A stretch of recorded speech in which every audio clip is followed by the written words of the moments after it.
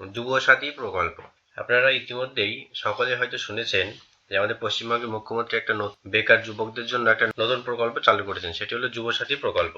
তো এই প্রকল্পে আপনারা মাধ্যমিক পাস হলেই আপনারা পাবেন প্রতি মাসে 1500 টাকা করে। তো আজকের এই ভিডিওতে আপনাদেরকে দেখাবো যে আপনারা কিভাবে আবেদন করবেন, কোথায় এই প্রকল্পের জন্য আবেদন জমা নেওয়া হবে এবং কি কি ডকুমেন্টস আপনাদেরকে জমা দিতে হবে এবং আপনি কবে থেকে এই যুবসাথী প্রকল্পের মাধ্যমে মাসে 1500 টাকা করে পাবেন এবং কত দিনের জন্য পাবেন।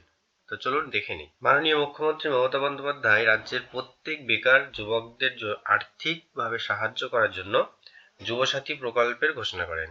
2026 সালের 1 এপ্রিল প্রথম সপ্তাহ থেকেই শুরু হবে এই প্রকল্পের কাজ। তো এপ্রিল মাসের প্রথম সপ্তাহ থেকেই আপনাদের টাকা দেওয়া শুরু হবে। এই প্রকল্পের মাধ্যমে সমস্ত বেকার যুবকেরা প্রত্যেক মাসে 1500 টাকা করে সাহায্য পাবে সরকারের তরফ থেকে এবং আপনাদের বয়স হতে হবে 21 থেকে 40 বছরের মধ্যে বয়স হতে হবে এবং আপনাকে অবশ্যই মাধ্যমিক পাস হতে হবে। এই বেকার যুবকেরা যতদিন না প্রতিষ্ঠিত হচ্ছেন ততদিন তাদের আর্থিক সাহায্যের জন্য মুখ্যমন্ত্রীর এই উদ্যোগ, এই প্রকল্পটি চালু করেন। তো আজকের এই ভিডিওতে আপনাদেরকে দেখাবো যে আপনারা কিভাবে আবেদন করবেন এবং কি কি ডকুমেন্টস নিয়ে কোথায় আপনাদেরকে যেতে হবে, সবকিছু ডিটেলস এই ভিডিওতে আপনাদেরকে দেখাবো। ভিডিওটি প্রথম থেকে শেষ পর্যন্ত অবশ্যই দেখবেন।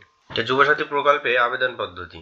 এবার আবেদন পদ্ধতিটা দেখে নিই। পশ্চিমবঙ্গ সরকারের এই প্রকল্পে আপনাকে আবেদন করতে হলে অবশ্যই আপনার বয়স 21 থেকে 40 বছরের মধ্যে হতে হবে এবং পশ্চিমবঙ্গের স্থায়ী বাসিন্দা হতে হবে। এছাড়াও আপনাকে অবশ্যই বেকার হতে হবে এবং মাধ্যমিক পাস হতে হবে। তাছাড়া আপনি যদি অন্য কোনো স্কলারশিপ বা বৃত্তি পেয়ে থাকেন তাহলে আপনি এই সুবিধাটি পাবেন না। তো এবার আসি এই প্রকল্পে আবেদন করার জন্য আপনার কি কি ডকুমেন্টস জমা দিতে হবে। তো আপনাকে অবশ্যই মাধ্যমিক পাস সার্টিফিকেট বা মাধ্যমিক অ্যাডমিট কার্ড, তার সাথে ভোটার কার্ড, আধার কার্ড, একটা মোবাইল নম্বর এবং অবশ্যই আপনার একটা পাসপোর্ট সাইজের ছবি, এই সমস্ত ডকুমেন্টস গুলো গুছিয়ে নিয়ে আপনি আবেদন করতে যাবেন।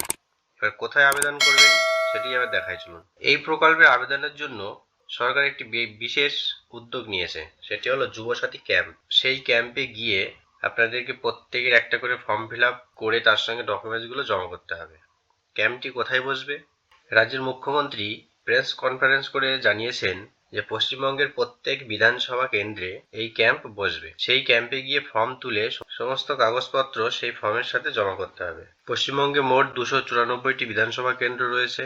সেই 294টি বিধানসভা কেন্দ্রে আগামী 15ই ফেব্রুয়ারি থেকে শুরু হবে যুবসাথী ক্যাম্প এবং শেষ হবে 26শে জানুয়ারি 2026। তো এই 10 দিনের মধ্যে আপনাকে অবশ্যই সেই ক্যাম্পে গিয়ে ফর্ম তুলে ওই ডকুমেন্টস গুলো নিয়ে আপনাকে ফর্ম ফিল আপ করে জমা করতে হবে। জমা করলে আপনি 1 এপ্রিল থেকে আপনার অ্যাকাউন্টে বেকার ভাতা 1500 টাকা করে ঢুকে যাবে।